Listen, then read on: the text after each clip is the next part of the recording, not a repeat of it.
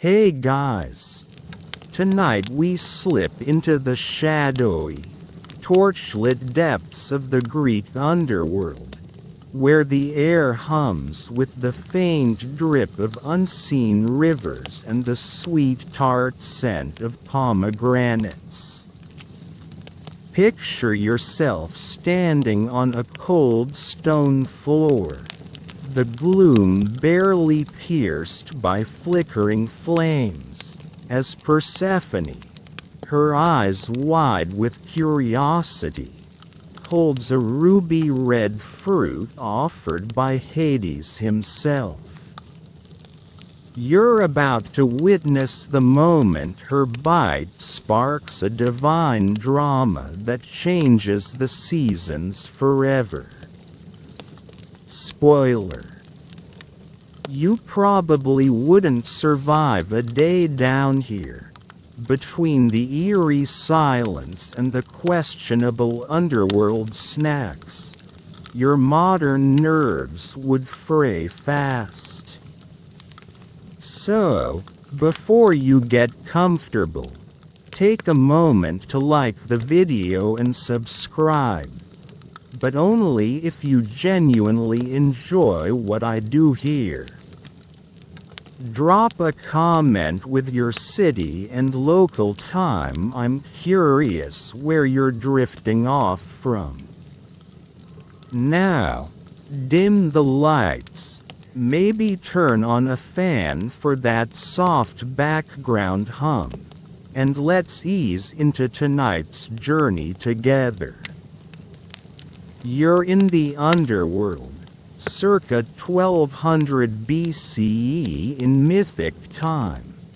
A place Greeks imagined as a vast, misty realm beneath the earth.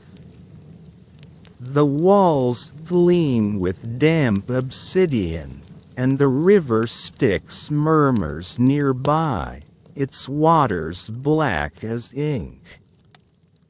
Persephone, daughter of harvest goddess Demeter, stands before Hades, lord of the dead, his chariot parked like a moody Uber in the shadows. Historians say this myth, from Hesiod's asterisk theogony and the Homeric hymn to Demeter asterisk, explains why seasons exist. Persephone's story is Greece's origin tale for winter's chill. You watch her twirl the pomegranate, its skin catching the torchlight, and sense the weight of her choice.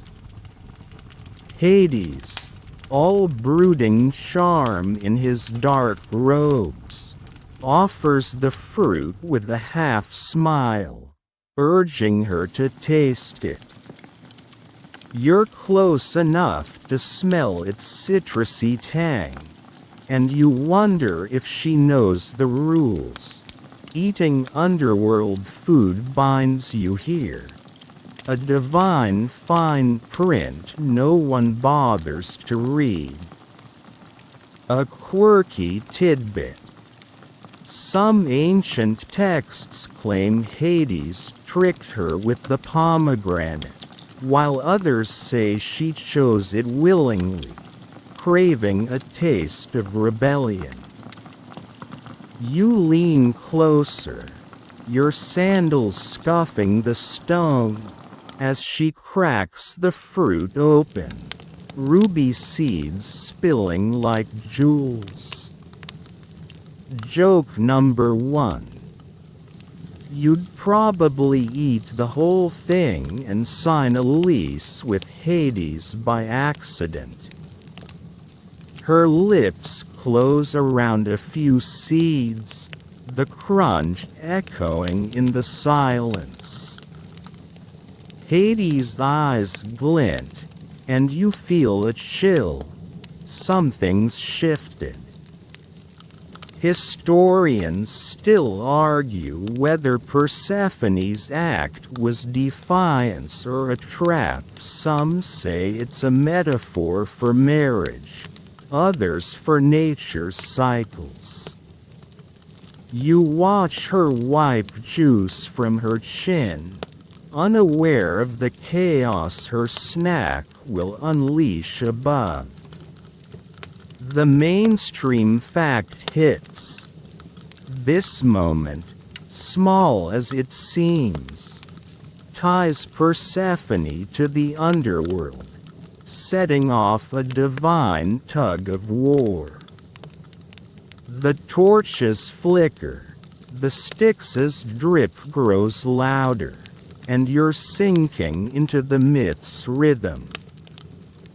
Joke number 2. If you tried negotiating with Hades, you'd trade your soul for a bad fruit salad.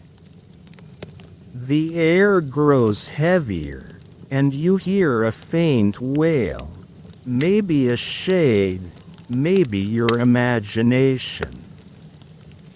Persephone hands the fruit back, her face a mix of thrill and doubt. You're tied to this moment, the seed's red stain a promise of seasons to come. Joke number 3. You're so clumsy, you'd drop the pomegranate and start a whole new myth. The underworld hums, and you're ready to see what her bite stirs next. You're still in the mythic Greek world, but now you're above ground, trudging through a frost-dusted field in ancient Boeotia, the air sharp with the bite of an unnatural chill. The once lush barley stalks around you are brittle, their heads drooping like defeated soldiers, and the sky is a sullen gray. You're witnessing Demeter's grief, her heart shattered by Persephone's absence, as she halts Greece's harvests in a divine tantrum. Farmers huddle nearby, their breath fogging as they mutter prayers, and you're clutching a wilted sheaf of wheat, feeling the weight of a world gone barren. The wind's low moan mixes with distant sobs, and you're trying not to slip on the icy soil. Historians note that the Homeric hymn to Demeter describes Demeter's mourning as the cause of winter, a myth explaining why crops fail seasonally. You watch her, a towering figure in a hooded cloak, wandering the fields, her golden hair streaked with ash. She kneels, touching the earth, and it cracks under her fingers, refusing to yield. A quirky tidbit. Some ancient sources say Demeter disguised herself as an old woman during this time, tricking mortals while searching for her daughter. Imagine a goddess pulling a divine undercover stunt. You step closer, the frost crunching under your sandals, and feel her sorrow like a physical weight. The farmers whisper, blaming a curse, unaware it's Demeter's doing. You try offering your wheat to one, but he waves it away, his eyes hollow. Joke number 1. You're so bad at this, you'd offer Demeter a snowball and call it a harvest. Historians still argue whether this myth reflects real agricultural crises or just poetic storytelling. Some say it mirrors Greece's drought-prone climate. You think back to Persephone's pomegranate bite yesterday. Those seeds now freezing these fields through her mother's rage. Demeter rises, her cloak billowing, and the ground trembles, sending you stumbling. She's not just a mom, she's a goddess who feeds the world, and her pain stops it cold. You notice a single green sprout near your foot, defiant but fading fast. The mainstream fact hits. Demeter's role as harvest goddess made her grief a cosmic crisis, tying human survival to her mood. The field's silence, broken only by the wind, a raven's caw, the farmer's prayers, wraps you, and you're starting to feel the stakes of this divine drama. Joke number 2. If you tried cheering Demeter up, you'd hand her a frozen daisy and make things worse. A farmer lights a small fire, its smoke curling skyward, and you huddle close, the warmth barely cutting the chill. You're tied to the underworld's torchlit gloom, where Persephone's choice sparked this mess. Demeter turns, her eyes locking on the horizon, as if sensing her daughter's absence. You clutch the wheat tighter, its brittle stalks crumbling, and wonder how this stalemate ends. Joke number 3. You're so clumsy, you'd trip in the frost and start a new ice age. The fields stretch on, barren and cold, and you're ready for whatever Demeter's grief stirs next. You're still in the mythic Greek world, but now you're perched on a misty ledge atop Mount Olympus, the air thin and crackling with the scent of ozone and cedar. Golden clouds swirl below, and the marble hall before you gleams under a sun that never sets.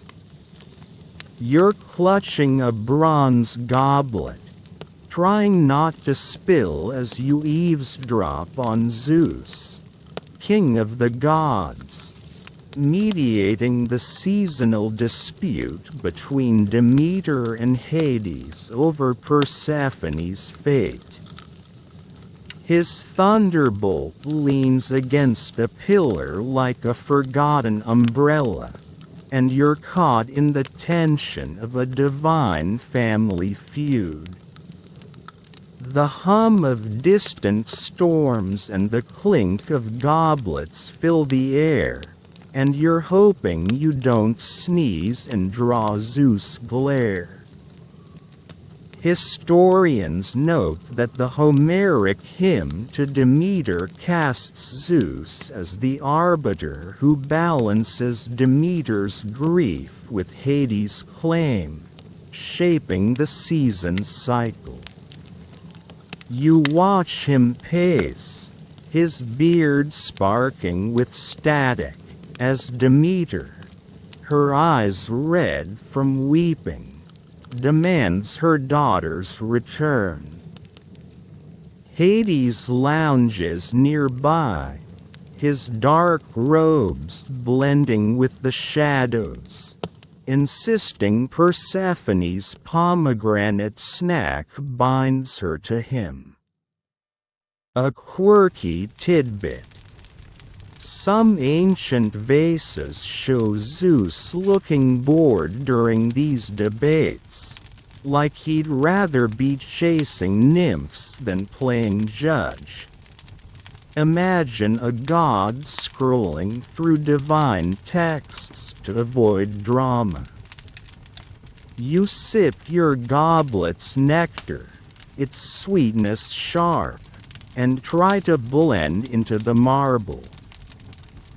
Demeter's voice shakes the hall, accusing Hades of trickery, while he counters with a smirk, saying Persephone chose the seeds.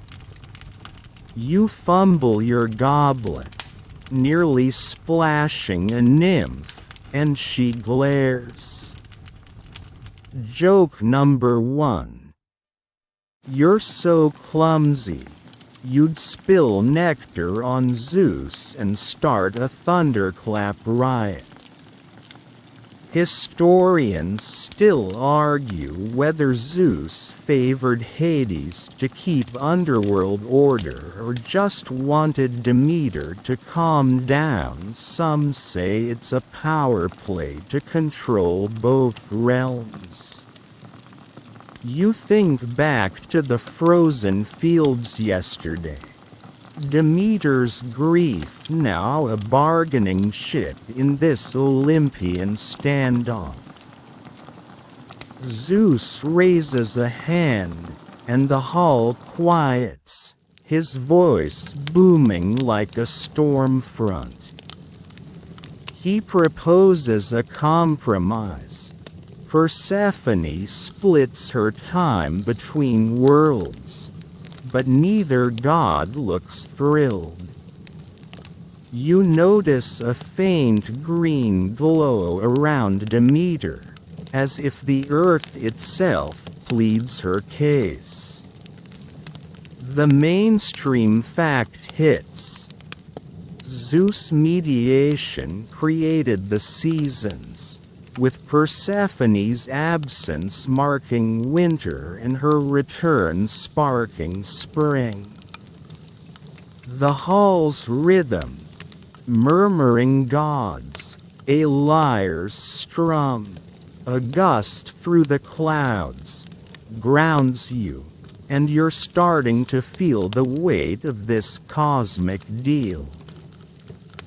Joke number 2. If you tried mediating, you'd suggest a coin toss and get zapped by both sides. A servant refills your goblet, and you sip, the nectar tingling your tongue. You're tied to Persephone's fateful bite, the barren fields, all hinging on Zeus' words. Hades leans forward, his eyes glinting, while Demeter clutches a wheat stalk, unyielding. You're caught in their stare down, the air electric. Joke number 3. You're so out of place, you'd offer Zeus a snack and accidentally restart the dispute. The clouds part, revealing stars beyond, and you're ready for whatever Zeus' verdict stirs next in this divine drama. You're still in the mythic Greek world, but now you're trailing Persephone through a golden meadow near Eleusis, the air warm with the scent of wildflowers and sun-baked earth. Her linen chiton glows in the daylight, and she moves with a quiet grace, a pomegranate seed tucked in her palm like a secret. You're clutching a woven basket, following her as she navigates her new dual life, half the year above with Demeter, half below with Hades. The cicadas hum and the rustle of grass underfoot fill the air, and you're trying not to step on a sacred daisy while keeping up with the goddess. Historians note that the Homeric hymn to Demeter describes Persephone's split existence as the compromise Zeus enforced, tying her to both worlds and the season's cycle. You watch her pause by a stream, her fingers brushing the water, as if testing its warmth against the underworld's chill. She's no longer just Demeter's daughter, she's a queen with one foot in the shadows. A quirky tidbit. Some ancient stories claim Persephone grew to love Hades, ruling beside him like a boss. Imagine her redecorating the underworld with better lighting. You shift your basket, heavy with figs, and wonder how she balances it all. The meadow stretches endless, dotted with grazing goats and farmers waving from afar. You offer Persephone a fig, but she smiles, popping that seed in her mouth instead. Joke number 1.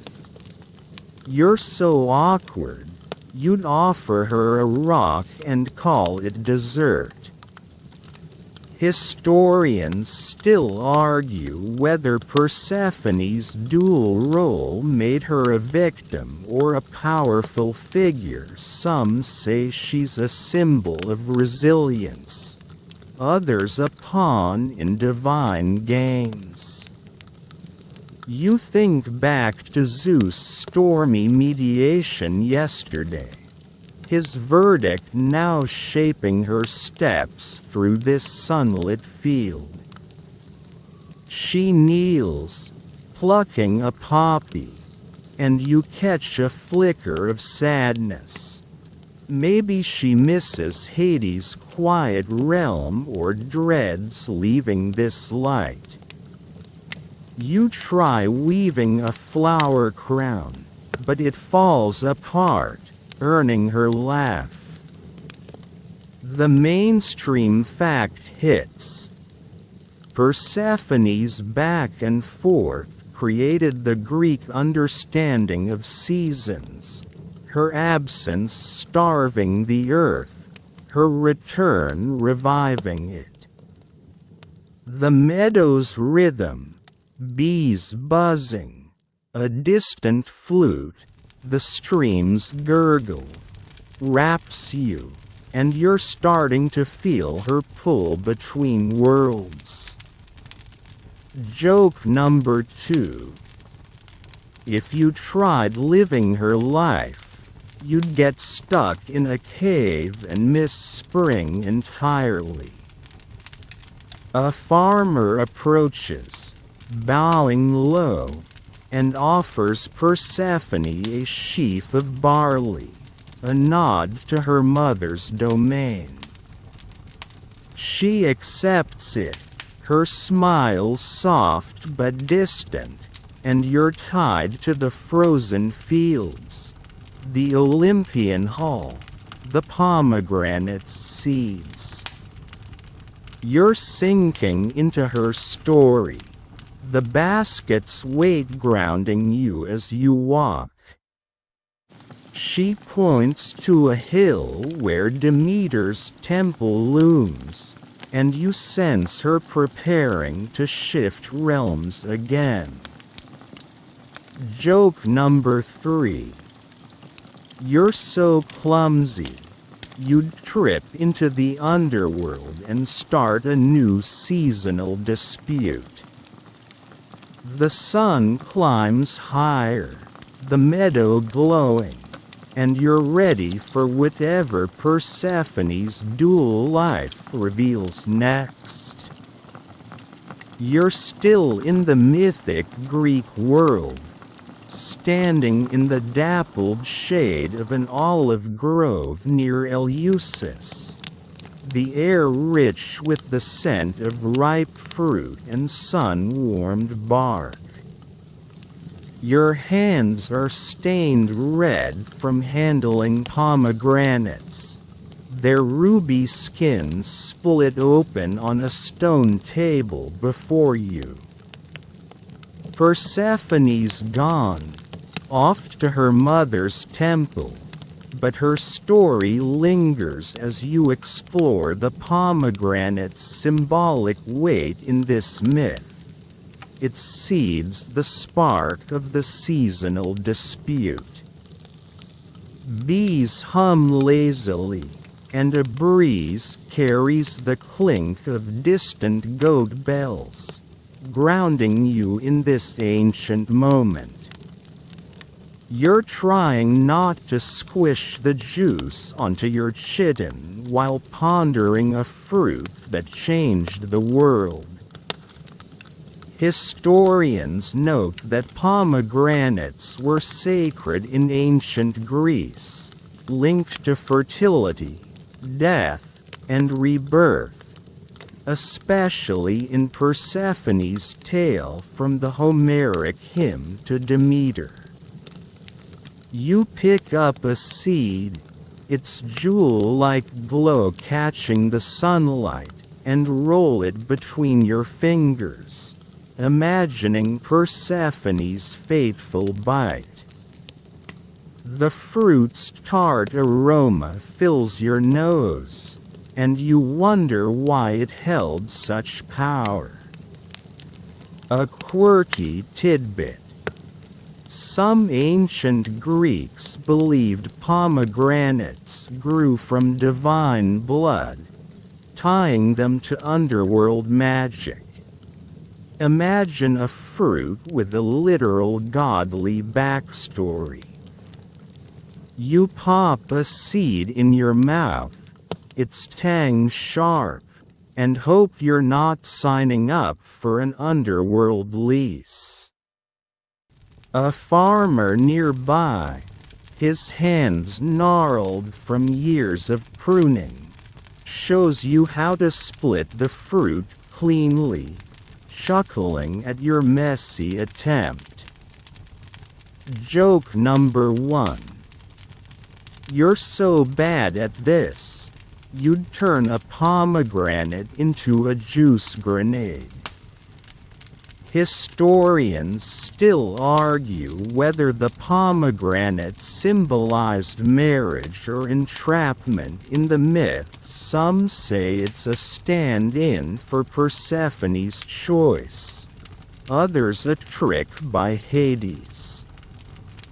You think back to her meadow walk yesterday, that single seed she clutched, tying you to this grove's sticky work.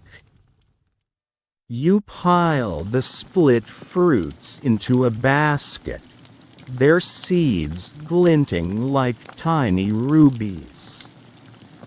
The farmer explains they're offered at Demeter's temple, a nod to Persephone's dual life. The mainstream fact hits. The pomegranate wasn't just a plot device, it was a cultural cornerstone, its seeds embodying life cycles in Greek thought. The grove's rhythm, leaves rustling, a sparrow's chirp, the farmer's low hum, wraps you, and you're starting to feel the fruit's mythic pull. You try splitting another, but the juice sprays, staining your hands. Joke number 2. If you handled Hades' fruit, you'd start a divine food fight. The sun climbs higher, warming the grove, and you're sinking deeper into the myth's layers. You're tied to Persephone's underworld bite, Demeter's frozen fields, Zeus' stormy verdict, all through these seeds. The farmer hands you a clay cup of water to wash the juice off, but the red lingers like a reminder. You glance at the temple's distant roof, where Persephone might be now, and feel the weight of her story in your stained fingers. Joke number 3. You're so clumsy, you'd drop the pomegranate and rewrite the seasons. The grove hums, and you're ready for whatever this fruit's legacy reveals next. You're still in the mythic Greek world, trudging along a dusty path toward Demeter's temple in Eleusis, the air thick with the scent of parched earth and wilting thyme. Your sandals kick up pebbles, and you're clutching a clay jar of barley, joining a group of farmers whose faces are etched with worry. The fields around you are barren, their soil cracked like broken pottery, a lingering scar of Demeter's grief. You're here to plead with the harvest goddess, begging her to revive the crops before starvation claims the village. The sun beats down, and the distant wail of a mourning mother mixes with the crunch of your steps, tying you to the desperation of this moment. Historians note that the Homeric hymn to Demeter portrays mortals as helpless in the face of Demeter's sorrow, their pleas a key part of the myth's drama. You shuffle behind a farmer, his tunic patched, as he mutters prayers to Demeter, clutching a wilted olive branch. The temple looms ahead, its white columns stark against the brown hills. A quirky tidbit. Some ancient Greeks believed Demeter could hear prayers through the earth itself, as if the soil was her divine hotline. Imagine whispering your grocery list to the dirt. You tighten your grip on the jar, hoping your offering doesn't flop. The farmers kneel at the temple steps, and you follow, your knees grinding into the dust. You offer your barley, but it spills, scattering across the stone. The priestess, her eyes kind but stern, sighs. Joke number 1. You're so clumsy, you'd offer Demeter a handful of sand and call it a harvest. Historians still argue whether these pleas were purely mythic or reflected real rituals during famines. Some say they mirror Greece's fragile agriculture.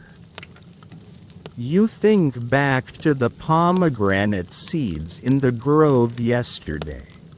their red stain now starving these fields through Persephone's absence.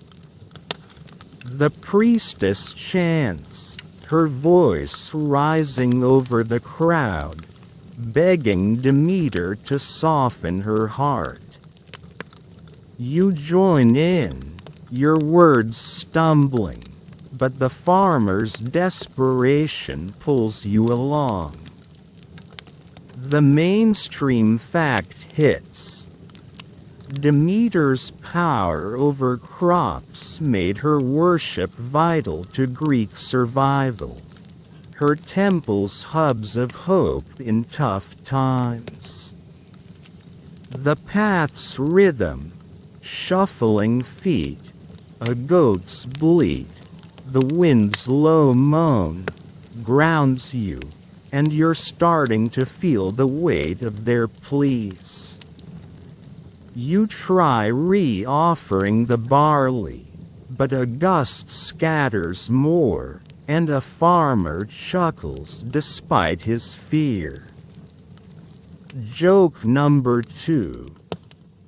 If you led the prayers, you'd accidentally curse the crops for another season. The temple's shadow cools you, and you notice a faint green shoot near the steps. Maybe a sign, maybe wishful thinking. You're tied to Persephone's dual life, Zeus' verdict, the grove's ruby seeds, all hinging on Demeter's next move. The farmers' voices grow hoarse, their offerings piling up, olives, figs, a lone pomegranate. You're sinking into their hope, the jar's weight a reminder of the stakes. Joke number 3. You're so bad at this, you'd plead to Hades and get a one-way underworld ticket. The sun dips, the temple glowing, and you're ready for whatever these pleas stir next. You're still in the mythic Greek world, but now you're back in the underworld, the air heavy with the scent of damp stone and flickering torches. You're standing in Hades' shadowy court, a vast hall of obsidian pillars where shades drift like smoke. Persephone sits beside Hades on a throne of black marble, her chiton shimmering with silver threads, a pomegranate resting in her lap. You're clutching a bronze tray, serving as an attendant, and learning how this gloomy realm became her new home after that fateful fruit. The Styx's distant drip and the low moans of shades fill the silence, and you're trying not to trip over a stray skull while navigating this eerie court. Historians note that the Homeric hymn to Demeter portrays Persephone as the underworld's queen, her role evolving from abducted daughter to co-ruler. You watch her adjust her crown, her eyes sharp as she listens to a shade's plea for passage. Hades, his face stern but softened by her presence, nods approval. A quirky tidbit. Some ancient texts say Persephone tended underworld gardens, growing ghostly flowers. Imagine her sprucing up Hades' lair with spectral roses. You inch closer with your tray, offering a cup of nectar, and hope you don't spill on her royal vibes. Persephone takes the cup, her smile brief but warm, and you notice the pomegranate's ruby glint, a reminder of her binding choice. Your tray wobbles, and a shade glares, its hollow eyes unnerving. Joke number 1. You're so clumsy, you'd spill nectar on Hades and start a divine cleaning fee. Historians still argue whether Persephone embraced her queenship willingly or resented it. Some say her power rivaled Hades. Others see her as trapped. You think back to the farmers' pleas yesterday. Their barren fields a direct result of her throne here. The court hums with activity. Shades shuffle. Cerberus snores in a corner. Hades' scribes etch judgments on clay. You offer another cup, but your hand shakes, nearly splashing a minor deity. The mainstream fact hits. Persephone's underworld role gave her authority over life and death, making her a bridge between worlds in Greek belief. The hall's rhythm, torch crackles, shade whispers, a faint lyre's echo, grounds you, and you're starting to feel her quiet strength. Joke number 2. If you were her attendant, you'd serve her a rock and call it ambrosia. A shade approaches, bowing low, and Persephone speaks, her voice calm but commanding, granting it rest. You're tied to the pomegranate's seeds, Demeter's grief, Zeus' verdict, all converging in this court. The tray's weight pulls at your arms, but you're sinking into the underworld's pulse, marveling at her poise. Hades leans toward her, murmuring something, and you wonder if they're plotting the next season's turns. Joke number 3. You're so out of place, you'd trip over Cerberus and rewrite the underworld's guest list.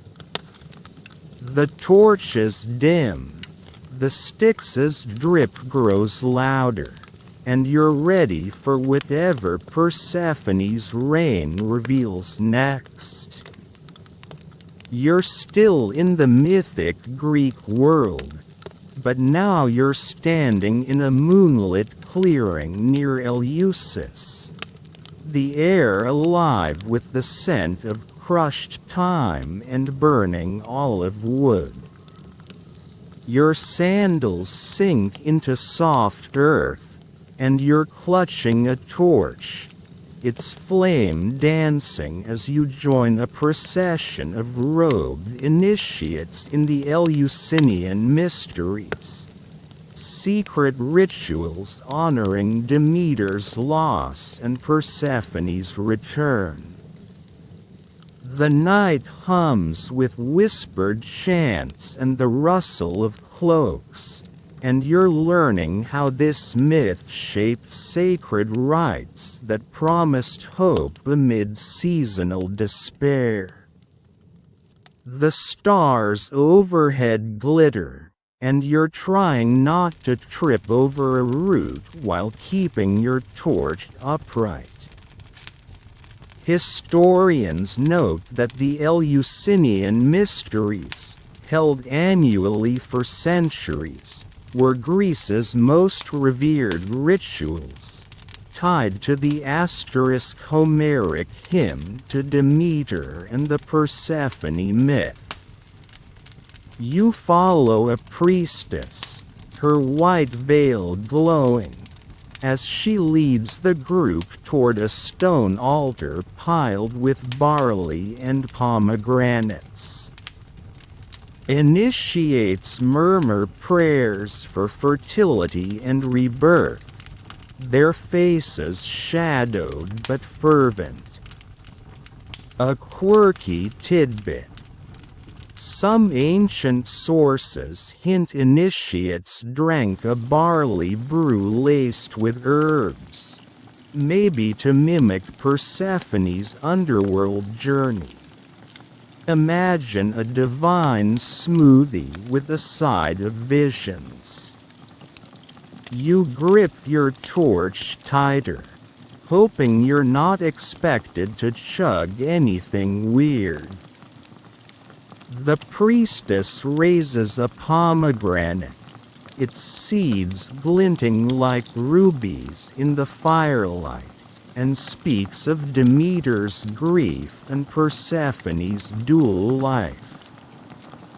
You try mimicking the chant, but your voice cracks, earning a glance from an initiate. Joke number 1. You're so off-key, you'd turn the mysteries into a divine karaoke fail. Historians still argue whether the rites revealed cosmic secrets or just comforted mortals. Some say they offered spiritual renewal, others a fancy harvest party. You think back to Persephone's underworld court yesterday, her queenship now fueling these chants. The procession halts, and you kneel, your torch casting shadows on the altar. The mainstream fact hits. The mysteries linked Persephone's cycle to human hopes for life after death, making her myth a cornerstone of Greek spirituality. The clearing's rhythm, crackling flames, soft hymns, a distant owl's hoot, wraps you, and you're sinking into the ritual's weight. You try placing a barley offering, but it slips, scattering grains. The priestess smiles, unbothered, and you're relieved. Joke number 2. If you led the rites, you'd offer Demeter a twig and freeze the crops again. A drumbeat starts, low and steady, and the initiates sway, their torches painting the night gold. You're tied to the pomegranate seeds, the frozen fields, Persephone's throne, all woven into this sacred moment. The priestess splits the pomegranate, juice staining her hands, and offers seeds to the group. You hesitate, then take one, its tang sharp on your tongue, hoping it's just symbolic. The night feels alive, the stars pulsing with the myth's power. Joke number 3. You're so clumsy, you drop the torch and start a new mystery about fire. The chants rise, and you're ready for whatever the mysteries reveal next. You're still in the mythic Greek world, but now you're back on Mount Olympus, the air shimmering with the scent of ambrosia and storm clouds. You're standing in a golden hall, its marble floor cool under your sandals, clutching a laurel branch as a nervous guest. Zeus, his throne crackling with static, presides over a final divine summit to settle Persephone's cycle, hammering out the terms of her seasonal split between Hades and Demeter. The gods' voices echo, Demeter's sharp, Hades' low, and you're witnessing the compromise that locks in Greece's seasons. The hum of distant thunder and the clink of nectar cups fill the air, and you're trying not to fidget while the fate of the world hangs in the balance. Historians note that the Homeric hymn to Demeter describes Zeus' final ruling as the myth's resolution, setting Persephone's time above and below ground, typically 1/3 with Hades, 2/3 with Demeter. You watch Zeus lean forward, his eyes glinting, as he declares Persephone will spend 4 months in the underworld and 8 on earth, tying her pomegranate snack to the season's rhythm. Demeter nods, her wheat crown glinting, while Hades grips his scepter, his face unreadable. A quirky tidbit. Some ancient poets claimed Zeus tossed in a few extra days for Persephone to commute, like a divine bus pass. Imagine her scheduling underworld Zoom calls. You clutch your branch, hoping you don't sneeze and derail the deal. Demeter argues for more time, her voice like a gale, but Zeus raises a hand, silencing the hall. You drop your branch, scrambling to grab it, and a nymph smirks. Joke number 1. You're so clumsy. You'd trip over a cloud and spark a new divine feud.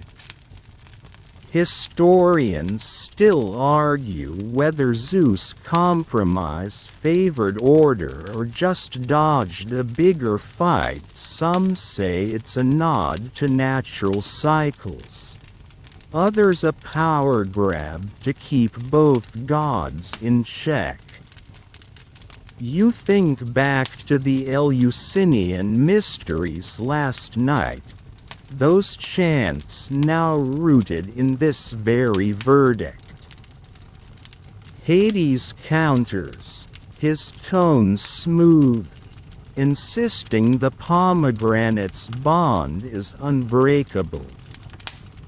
You catch Persephone's gaze from a corner, her expression calm but distant, as if she's already accepted her dual fate. The mainstream fact hits.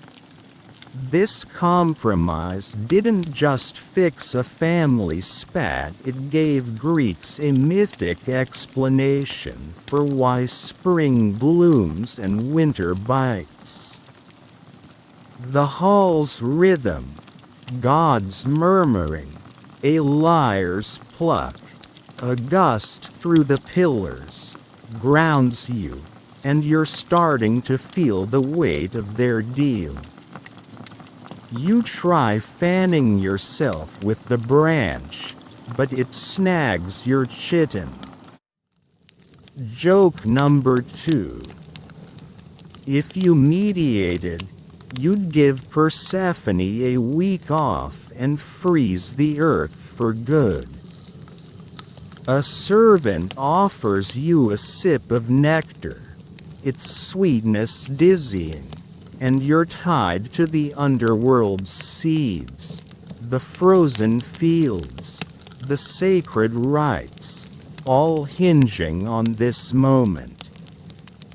Zeus seals the pact with a thunderclap, and the gods relax, their tension easing like a storm's end.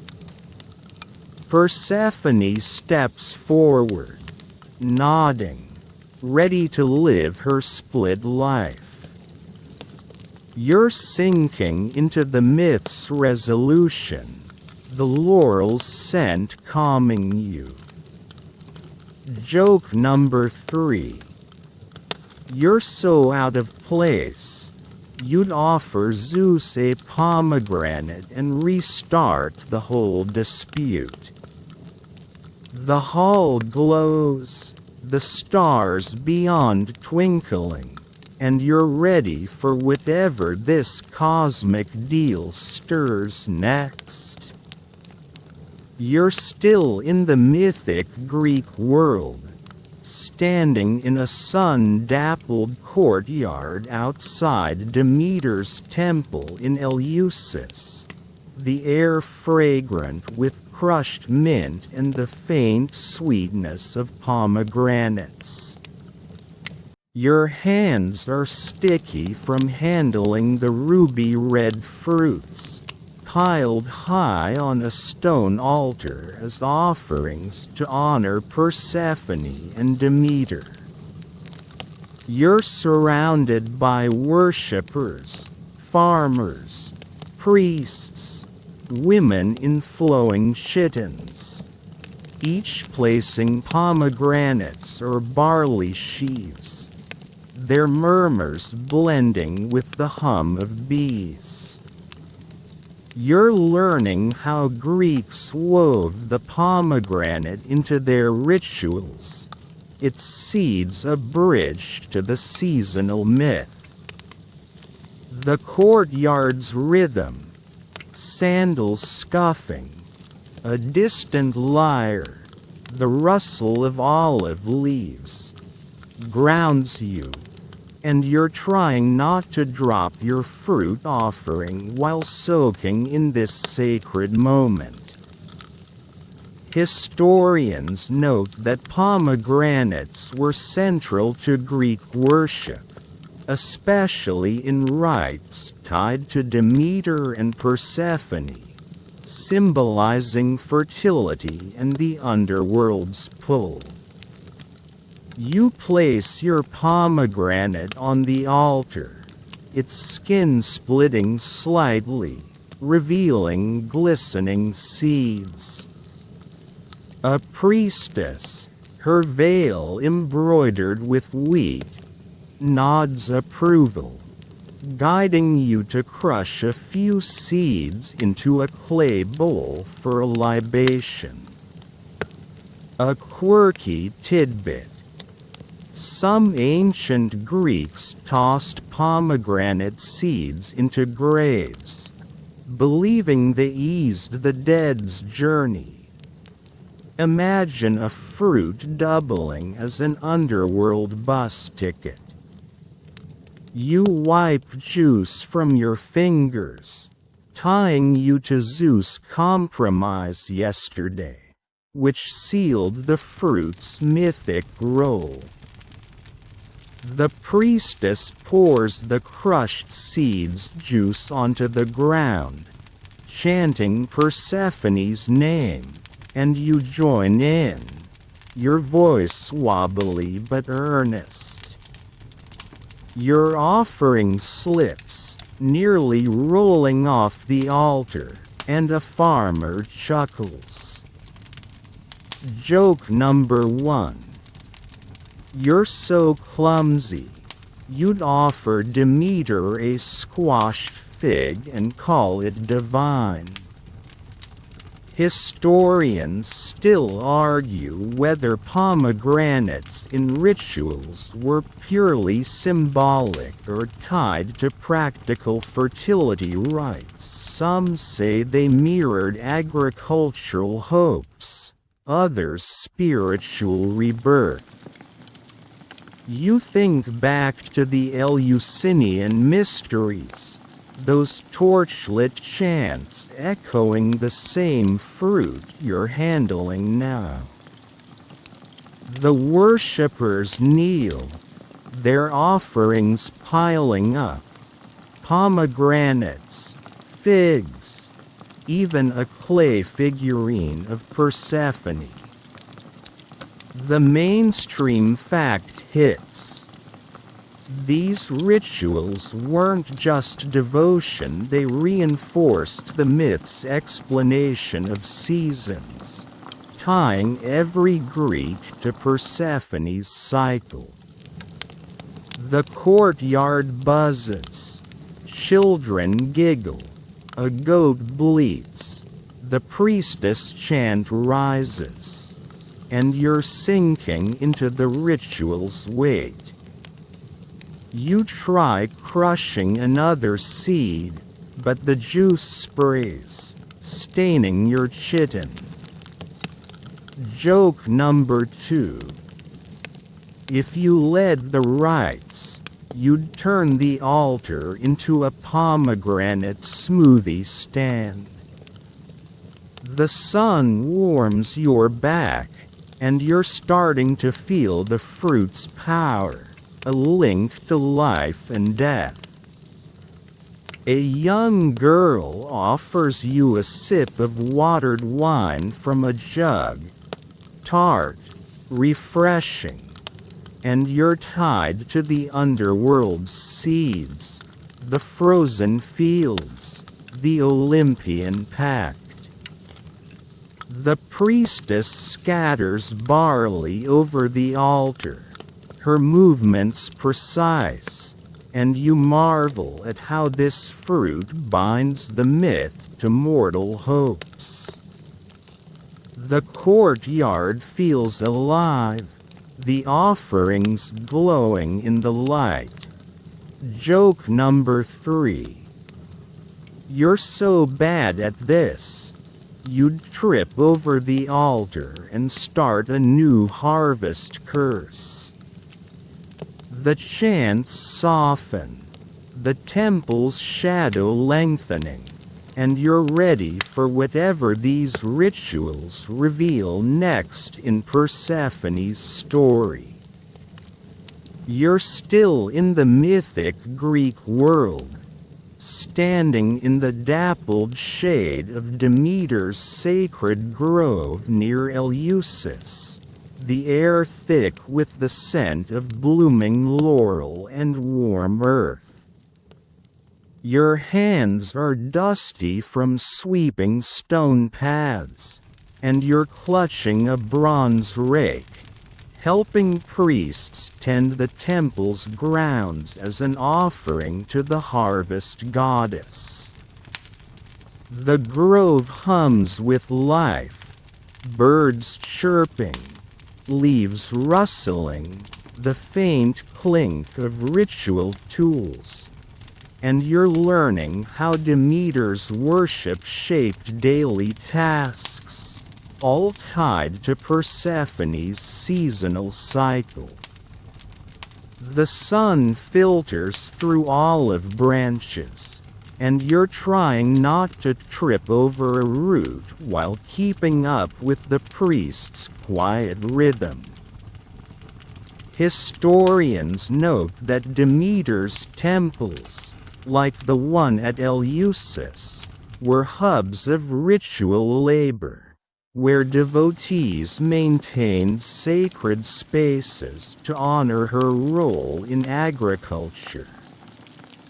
You follow a priest, his linen robe swaying, as he prunes a fig tree, muttering prayers for fertile fields.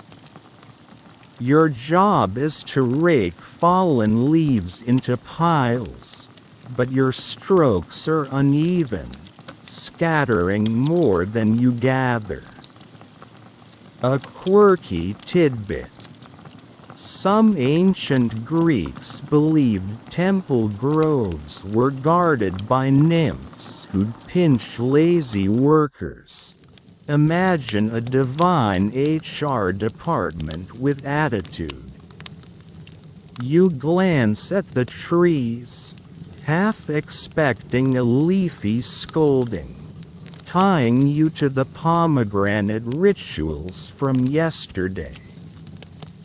The priest hands you a clay jar to water a sapling, and you pour carefully, though some splashes your sandals. He smiles, unfazed. Joke number 1.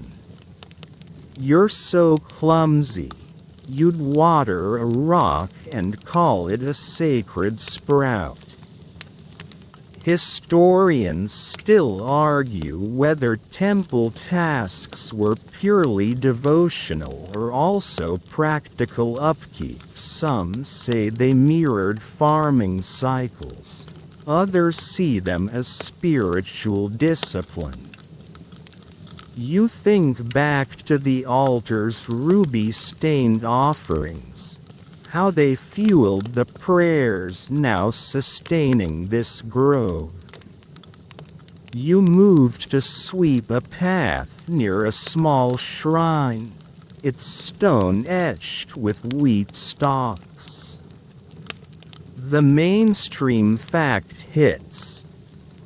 Demeter's worship wasn't just about harvests, it was a cultural anchor.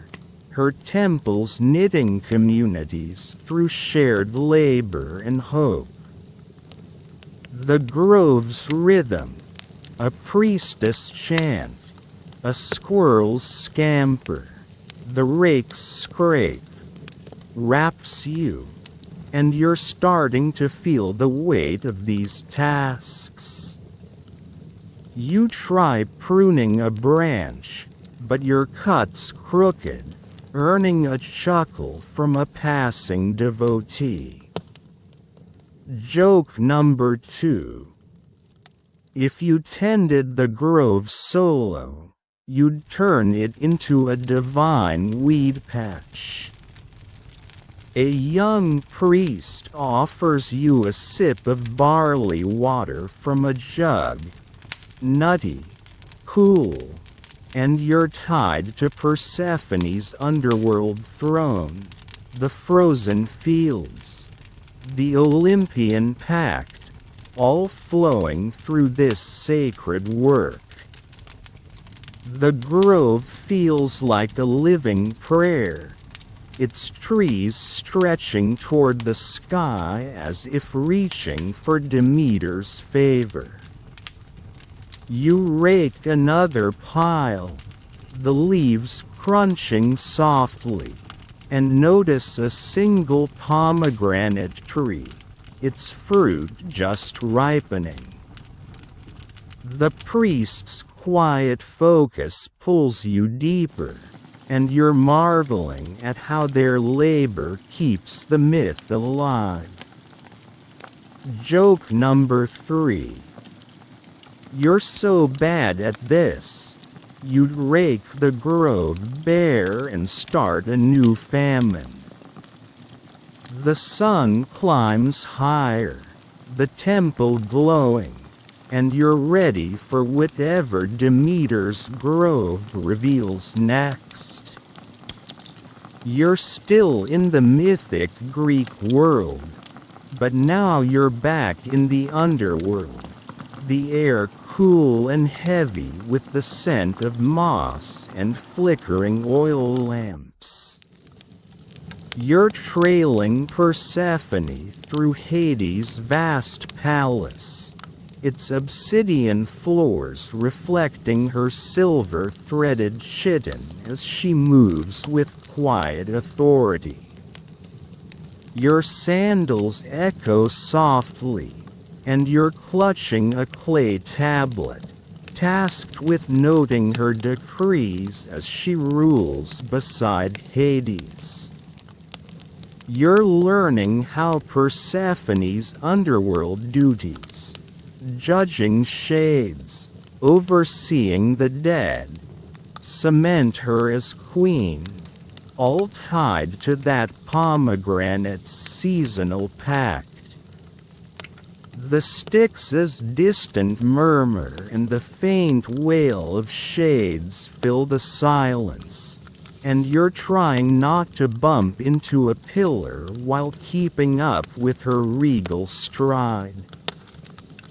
Historians note that the Homeric hymn to Demeter portrays Persephone as a powerful underworld sovereign, her role growing from captive to co-ruler. You watch her pause at a dais, where shades kneel, their forms misty, pleading for rest or passage. She speaks, her voice steady, granting one shade peace, and Hades, seated nearby, nods, his scepter glinting. A quirky tidbit.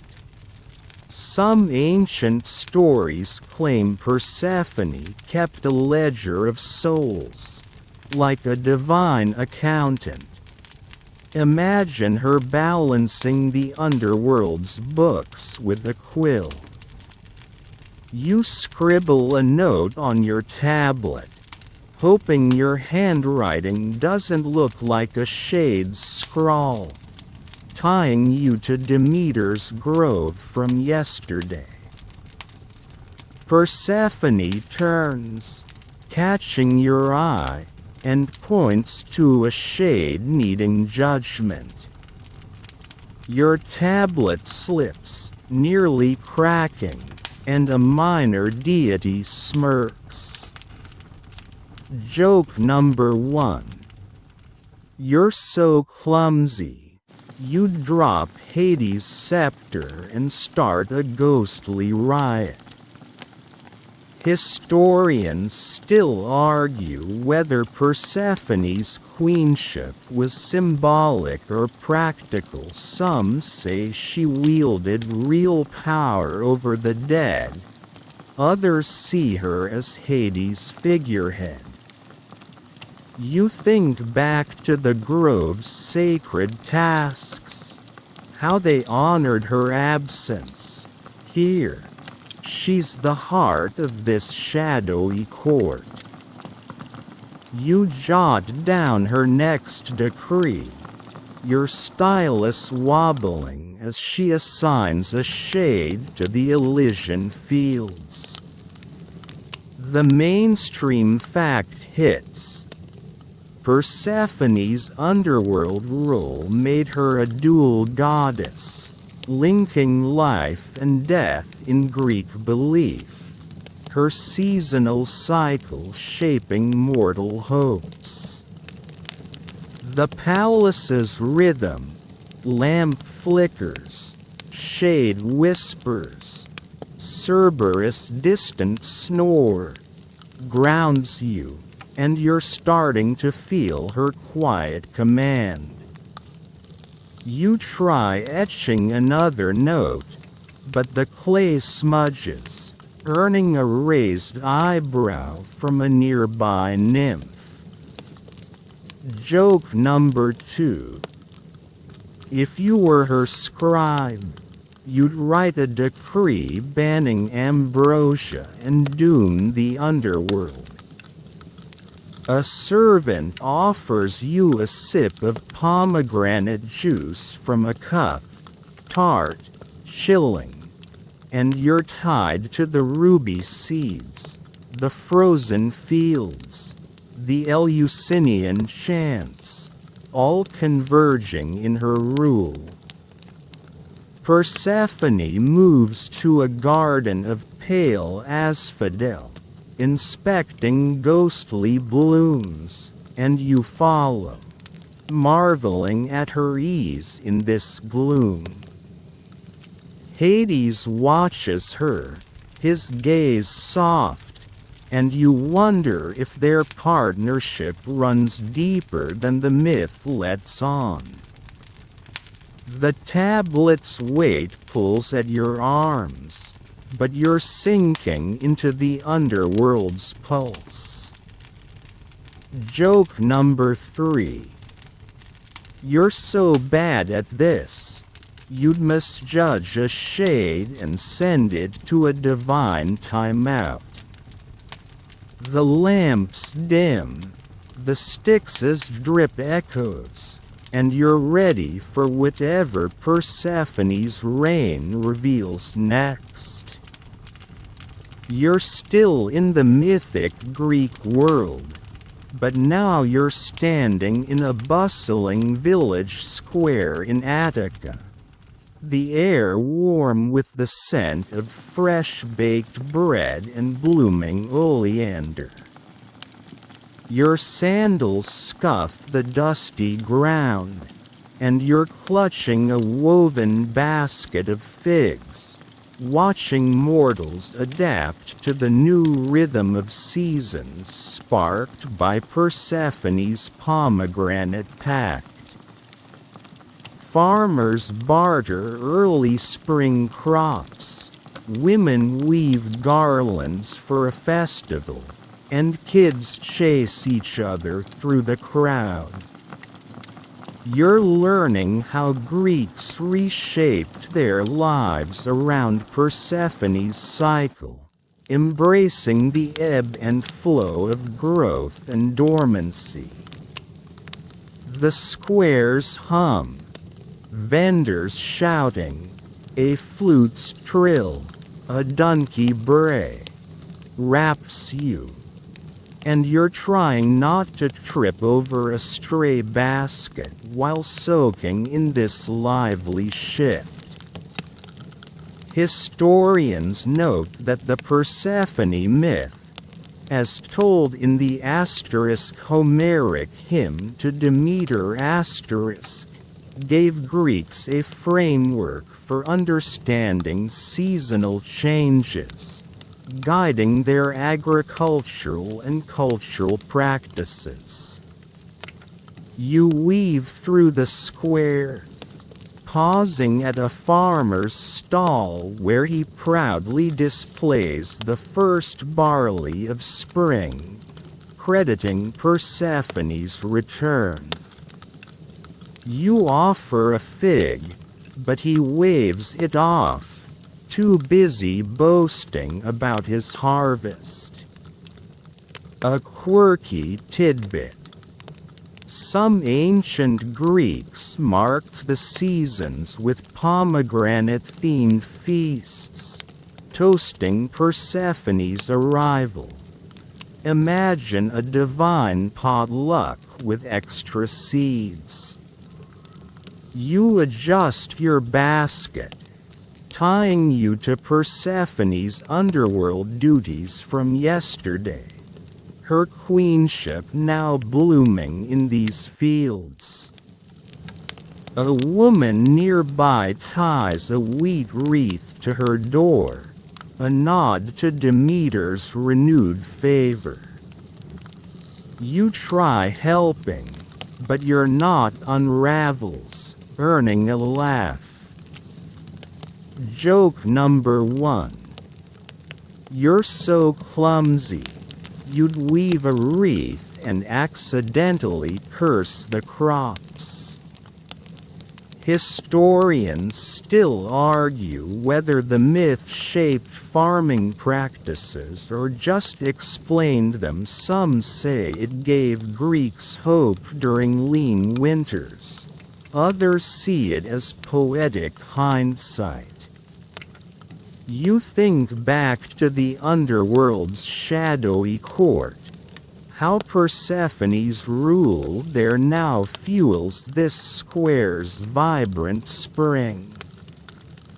The farmer shares a story of last winter's hunger, when Demeter's grief starved the land, and you realize how fragile this balance is. The mainstream fact hits. Persephone's seasonal cycle wasn't just a story, it structured Greek life, from planting schedules to festival calendars. The square's rhythm, laughter, clinking coins, a dog's bark, grounds you, and you're starting to feel the pulse of this new normal. You try bartering a fig for a clay cup, but drop the fruit, and a kid snatches it. Joke number 2. If you ran the market, you'd trade all your figs for a bad poem. A girl offers you a sip of watered wine from a jug, cool, tart, and you're tied to the pomegranate seeds, the sacred grove, the Olympian pact, all woven into this village's life. The crowd gathers for a spring dance, their steps light as if thanking Persephone herself. You're sinking into their joy. The baskets wait, a reminder of the season's stakes. The sun climbs higher, the square glowing with new life. Joke number 3. You're so bad at this, you dance into a stall and start a new famine. The festival begins, and you're ready for whatever this seasonal shift reveals next. You're still in the mythic Greek world, wandering through a sunlit agora in Athens, the air buzzing with the scent of olive oil and fresh-cut herbs. Your sandals slap against worn stones, and you're clutching a clay tablet, scratching notes as you trace the cultural ripples of Persephone's pomegranate myth across Greek life. Around you, poets recite verses, philosophers debate under awnings, and vendors hawk pomegranate-shaped amulets. You're learning how this seasonal tale shaped art, religion, and even daily chatter, weaving itself into the heartbeat of Greece. The agora's rhythm, shouts, a lyre's strum, a cart's creak, envelops you, and you're trying not to smudge your tablet while dodging a stray goat. Historians note that the Persephone myth, rooted in the Homeric hymn to Demeter influenced Greek culture deeply, from temple rituals to pottery designs. You pause at a potter's stall, where a vase depicts Persephone holding a pomegranate, her face serene yet shadowed. The potter, his hands dusted with clay, explains it's a wedding gift, symbolizing fertility and return. A quirky tidbit. Some Greek brides carried pomegranates for luck, hoping Persephone's dual life would bless their marriages. Imagine a fruit as your wedding planner. You sketch the vase on your tablet, tying you to the village's spring festival yesterday, its joy now echoed in this bustling square. A poet nearby chants lines about Demeter's grief, drawing a crowd, and you try adding a verse, but your words flop, earning a smirk. Joke number 1. You're so bad at this, you'd write an ode to a sandal and call it epic. Historians still argue whether the myth's cultural impact was spiritual or practical. Some say it gave Greeks hope for renewal. Others see it as a tool to unify communities. You think back to Persephone's underworld throne, her queenship fueling the art and stories here. You moved to a shrine, where a woman offers a pomegranate to Demeter, her prayer soft but fervent. The mainstream fact hits. The myth didn't just explain seasons, it shaped Greek identity, its themes of loss and return echoing in festivals, plays, and even laws. The agora's pulse, laughter, clinking coins, a dog's yap, grounds you, and you're sinking into the myth's lasting mark. You try etching another note, but your stylus slips, smudging the clay. Joke number 2. If you were a scribe, you'd rewrite the myth as a comedy about bad fruit. A vendor offers you a sip of mint-infused water from a jug, cool, sharp, and you're tied to the sacred grove's tasks, the underworld's decrees, the village's dance, all flowing through this vibrant square.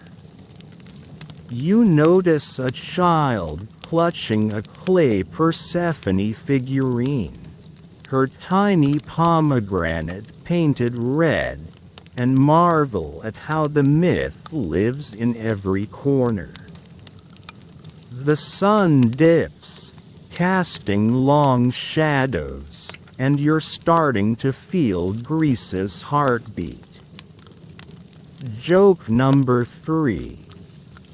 You're so clumsy, you'd drop your tablet and start a new myth about broken clay. The agora hums, and you're ready for whatever this cultural legacy reveals next.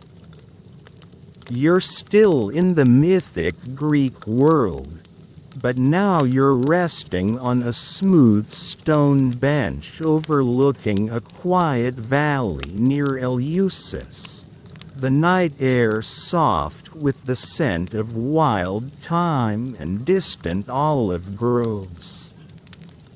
Your clay tablet rests in your lap, its edges worn from days of note-taking, and the stars above glitter like scattered pomegranate seeds. The valley stretches dark and still, its fields stirring with the first whispers of spring, a testament to Persephone's eternal cycle. You're reflecting on the myth's lasting legacy, how her pomegranate pact wove seasons, faith, and culture into Greece's soul. The night hums, crickets chirping, a faint breeze, the ripple of a nearby stream, and you're sinking into the calm, letting the story settle like moonlight. Historians agree the Persephone myth, from the Homeric hymn to Demeter asterisk, gave Greeks a lens for life cycles, shaping their rituals and worldview for centuries. You trace a finger over your tablet, picturing the underworld's torchlit court, the agora's vibrant art, the village's spring dances. Her story wasn't just about seasons, it was about resilience, loss, and return, etched into every temple and vase. A quirky tidbit. Some ancient Greeks believed Persephone's return could be felt in the first bloom of spring. Imagine flowers throwing a welcome back party. You smile, tying you to the Athens agora yesterday, its pomegranate amulets now glowing in this valley's peace. The fields below shimmer faintly, as if Persephone's footsteps linger. You think back to Demeter's grove, the underworld's decrees, how every moment led to this quiet balance. Joke number 1. If you tried joining her cycle, you'd get stuck in winter and sneeze through spring.